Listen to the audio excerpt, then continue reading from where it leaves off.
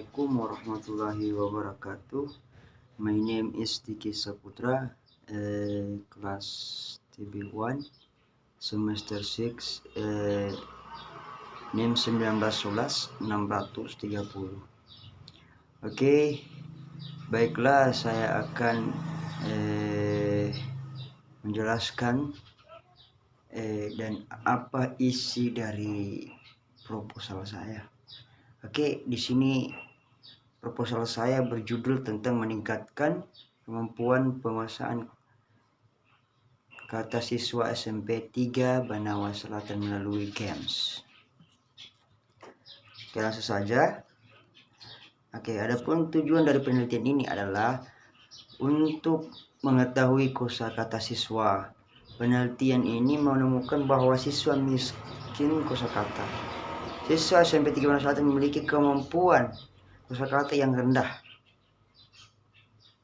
Ketika siswa diminta untuk membaca beberapa materi, mereka tidak memahami teks secara efektif. Kadang guru bahasa Inggris mengatakan bahwa sebagian besar siswa malas menghafal kosakata, memiliki kemampuan merendahkan. Mereka tidak memahami teks yang mereka baca secara komprehensif. Hasilnya menunjukkan bahwa mereka memiliki skor yang rendah.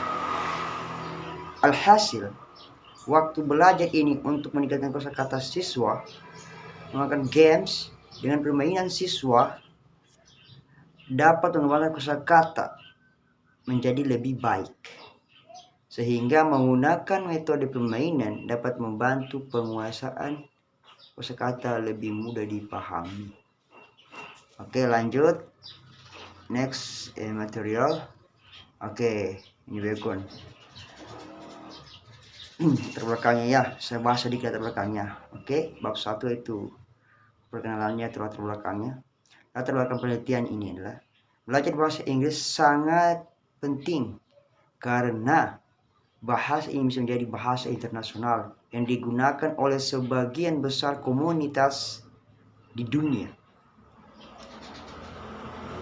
Banyak negara-negara menggunakan bahasa Inggris ini sebagai bahasa kedua mereka. Terlepas dari kesulitan dalam belajar bahasa Inggris, ada baiknya mereka mempelajari bahasa karena memainkan peran yang sangat hampir semua bidang kehidupan seperti communication, perdagangan, economic, politik, pendidikan, sains, dan sebagainya. Di Indonesia sendiri, bahasa Inggris tidak dianggap sebagai bahasa kedua.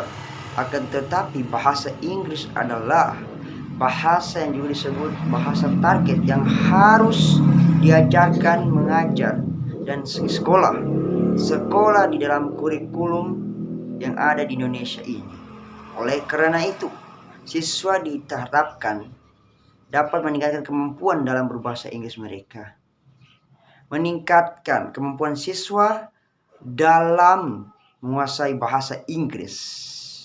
Para guru harus berpikir bagaimana membuat siswa menguasai bahasa Inggris dengan tujuan mereka sendiri. Ada begitu banyak pendekatan, metode, dan teknik yang digunakan oleh seorang guru untuk meningkatkan pemahaman dan membanyakkan kosakata siswa agar lebih baik. Oke, lanjut. This is material in masalah tentang penelitiannya. Para siswa tidak dapat menguasai bahasa Inggris dengan baik karena kurangnya kosakata, sehingga kurangnya juga motivasi, sehingga permainan adalah salah satu bentuk teknik yang efektif dan menarik yang dapat memotivasi dan memantang siswa untuk meningkatkan kosakata siswa tersebut. Oke, alasan Alasan memiliki topik inilah yang pertama, mengajarkan kosakata melalui permainan adalah yang teknik yang efektif. Kedua, menggunakan games, bahwa game membawa begitu banyak keuntungan bagi siswa dan guru. Peneliti tertarik menggunakan permainan saat mengajarkan di kelas. Ya, tujuan utama yang paling mendasar dalam penelitian ini ya untuk mengetahui apakah penggunaan game ataupun permainan dalam meningkatkan penguasaan kosakata itu siswa, dalam meningkatkan penguasaan kosakata siswa. Apakah untuk mengetahui apakah penggunaan games dapat meningkatkan penguasaan kosakata siswa. Ya, oke, lanjut. Asumsi paling mendasar ada 3 poin, yaitu kegiatan permainan yang dapat meningkatkan penguasaan kosakata siswa. Yang kedua, jika guru menggunakan di dalam kelas, penguasaan kosakata siswa akan meningkat secara otomatis. 3. Penguasaan kosakata sangat penting karena penguasaan kosakata ini siswa tidak dapat meningkatkan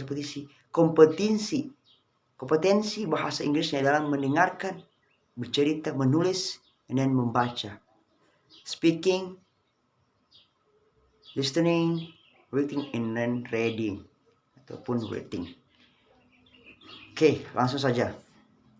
Next, materi selanjutnya itu tentang pentingnya penelitian ini. Bagi saya ya sangat penting ya penelitian untuk meningkatkan kosakata siswa ini. Karena ada beberapa poin. Yang pertama, sebagai data masukan bagi guru juga untuk memperoleh hasil yang bermanfaat pembaca dan hal-hal sebagainya. Sebagai untuk memuaskan guru bahasa Inggrisnya untuk penggunaan permainan di kelas dan pentingnya kosakata dan mengajar dalam bahasa Inggris. Kedua, untuk motivasi siswa untuk meningkatkan kosakata mereka. Dan yang ketiga, diharapkan dalam penelitian ini saya sangat berkontribusi ataupun akan menilai apapun bagi siswa lain dan melakukan penelitian lebih lanjut di topik serupa. Secara tidak langsung ya, pengetahuan menulis dapat dikembangkan dengan menyelidikkan topik tersebut. Oke, next material. Ya, kita masuk ke chapter 2, tujuan literatur. Ya, di sini ada beberapa poin. Yang pertama itu mengajar, yang kedua kosakata, dan yang ketiga permainan, yang keempat jenis-jenis permainan, dan yang kelima mengapa aktivitas permainan penting. Nah, dan itulah ada beberapa di dalam chapter 2 ataupun dalam bab 2 ini. Yang pertama kita bahas itu mengajar. Guru sangat penting dalam proses mengajar. Dalam mengajar bahasa Inggris ini sebagai bahasa asing, guru perlu memodifikasi cara mengajar untuk mendapatkan minat dan perhatian siswa terhadap pelajaran bahasa Inggris ini. Dalam proses belajar mengajar ada beberapa faktor yang dapat mempengaruhi tujuan suksesnya di sekolah. Yang pertama itu mereka adalah kurikulum, materi, metode, guru, dan siswa, serta dan tekniknya. Archer pada tahun 1912 menyatakan bahwa mengajar dapat dianggap sebagai dasar semua profesi lain digunakan, mulai dengan pekerjaan guru, seorang asal dasar menengah, perguruan tinggi, bahkan universitas. Lebih lanjut, Brown mengatakan bahwa mengajar adalah menunjukkan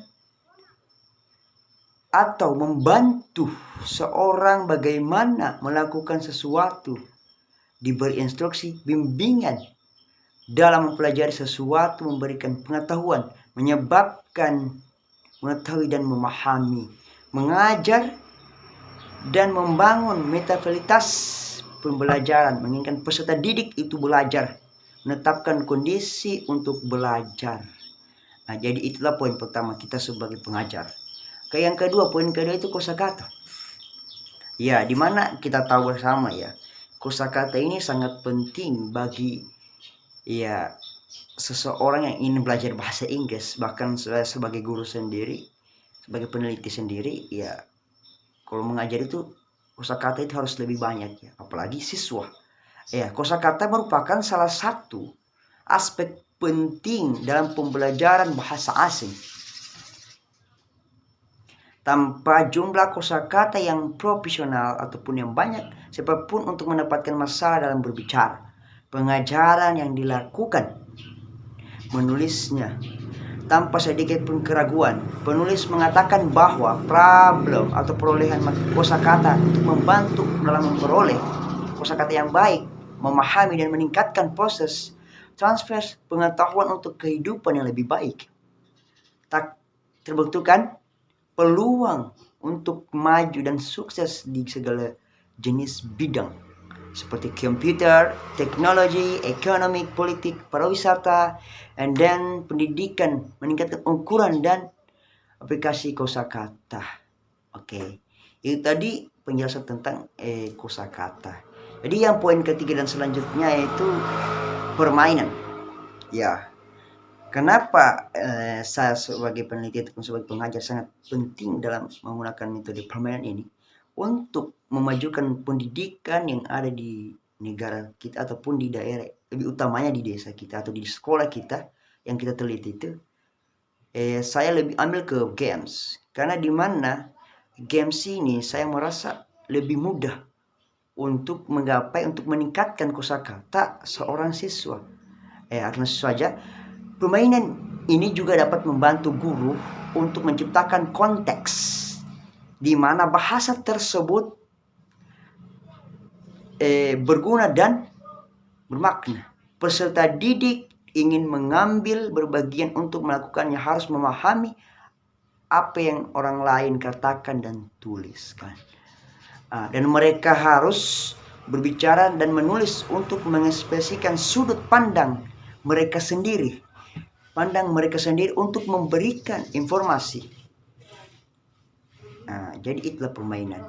Jadi sangat efektif ya untuk meningkatkan kosakata, sehingga memunculkan motivasi mereka dengan bermain games ini sambil meningkatkan kosakata mereka. Games ini sangat penting untuk penelitian saya. Oke, yang ketiga itu jenis-jenis permainan ya. Ada beberapa jenis permainan ya atau games.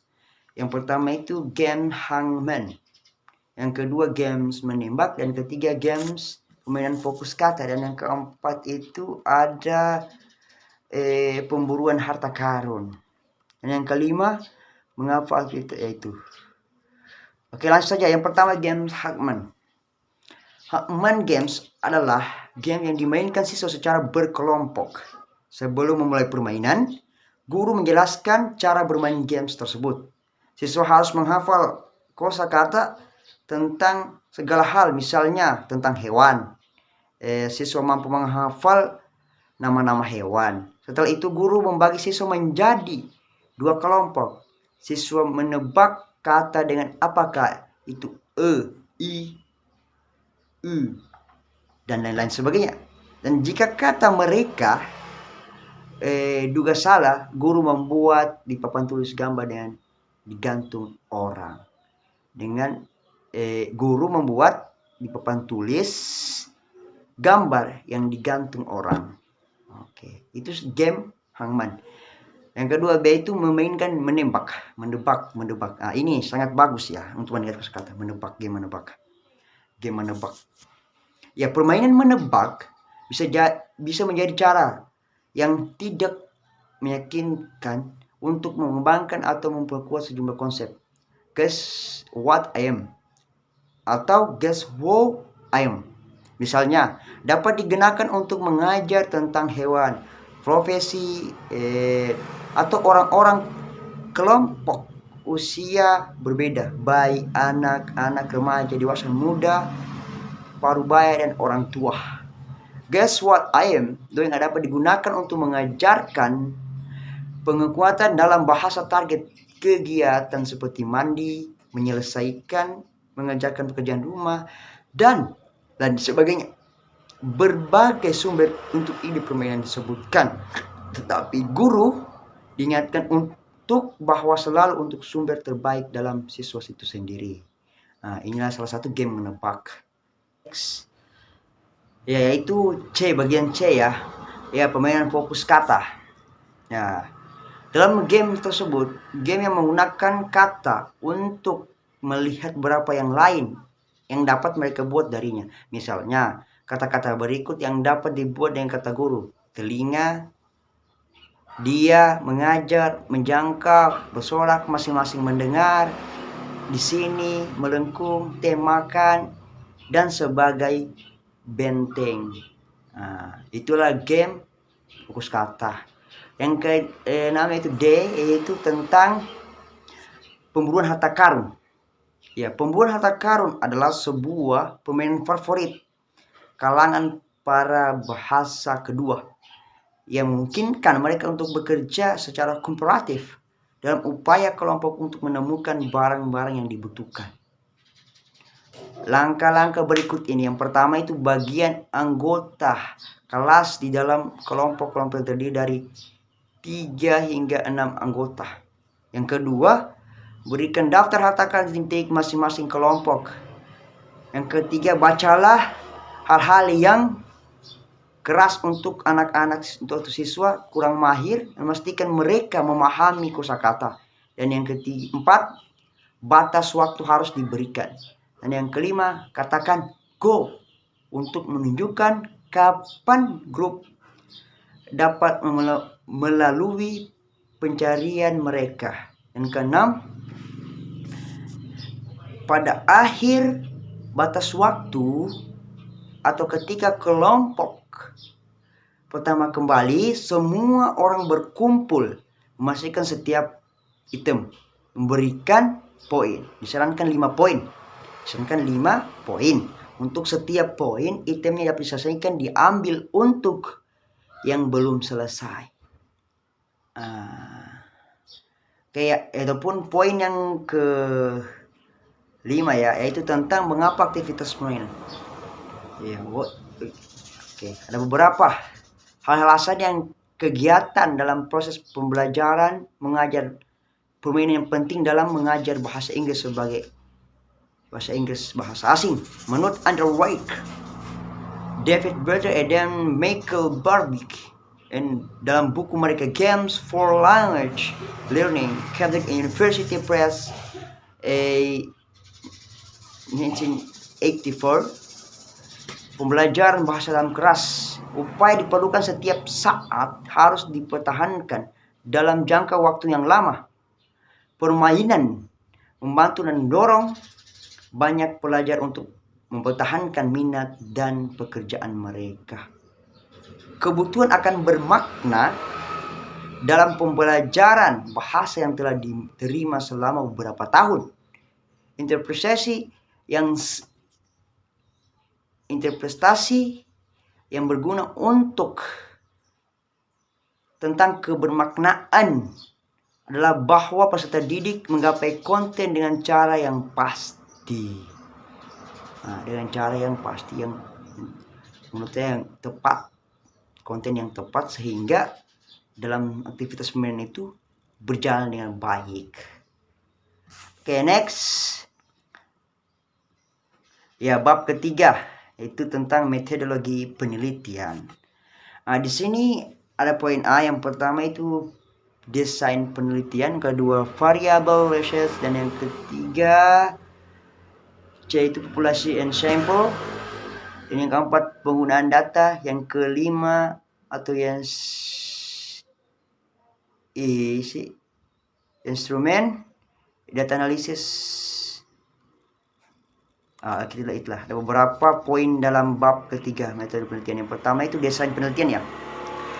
Oke, dalam penelitian ini penulis ingin mengumpulkan proses menganalisis data, mendapatkan kesimpulan dan dari penelitian. Penelitian ini disebut juga penelitian kualitatif. Mereka akan menggunakan angka atau statistik. Dalam penelitian ini akan digunakan desain pra-eksperimen dan kelompok presence test desain.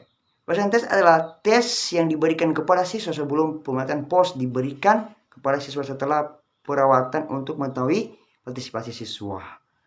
Balder pada tahun 1985 number 65 menyatakan bahwa studi eksperimental adalah sebuah studi di mana peneliti dengan sengaja manipulasi beberapa faktor atau keadaan untuk menguji efek pada fenomena lainnya. Oke, kita lanjut yaitu tentang variable relations. Ya, variable relations ini ada beberapa poin dalamnya ya. A yaitu variabel independen dan B variabel dependen. Oke, langsung saja. Variabel independen dalam penelitian ini adalah penggunaan metode permainan yang meningkatkan kata siswa. Ya, metode apa yang kita gunakan dalam permainan tersebut untuk meningkatkan penguasaan kata siswa. Itulah disebut variabel independen. B, yang kedua itu variabel dependen. Variabel dependen tersebut adalah peningkatan kosakata siswa, penguasaan kata siswa SMP 3 bangsa. Itu variabel dependen, artinya peningkatannya untuk kosakata di sekolah tersebut. Itu meningkatkan kosakata di sekolah tersebut. Itu yang disebut dependen. Sedangkan indikatornya ini penelitiannya adalah meningkatkan penguasaan kata siswa. Nah, ini indikator dalam variabel resistance tadi. Yang itu poin C, populasi and sampel. Di sini ada 2 poin lagi ya, populasi dan sampel. Ya, populasi adalah area di mana Anda mencoba mendapatkan informasi dari penelitian Anda. Menurut Bush 1990 chapter number 62, populasi adalah seluruh kelompok orang atau objek atau peristiwa yang sesuai dengan memiliki setidaknya satu karakteristik, satu kesamaan, dan harus didefinisikan secara khusus dan tidak ambigu. Dalam penelitian ini, populasinya adalah siswa Bansel 3 SMP 3 Banawa Selatan. Itu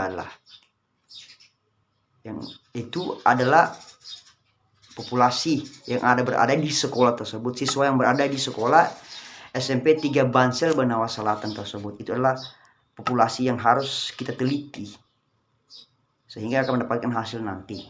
Oke. Yang kedua itu B, itu sampel.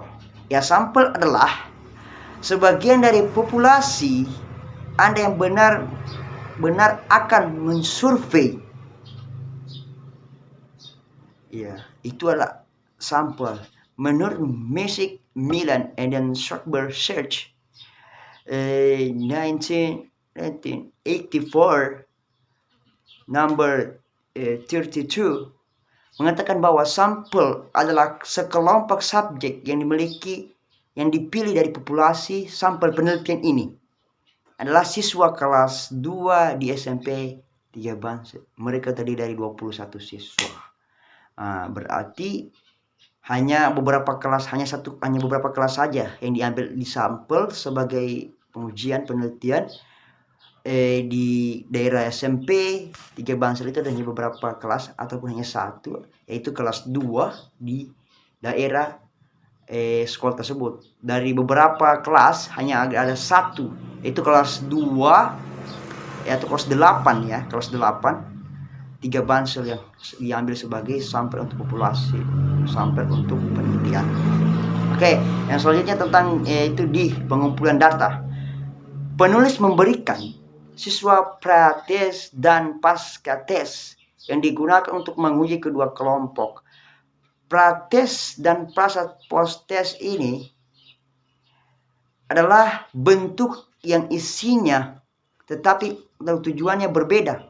Pertama, baik dalam eksperimen maupun terkontrol diberikan pada present test sebelum pembelajaran mulai, memahami pengetahuan siswa tentang materi yang diajarkan.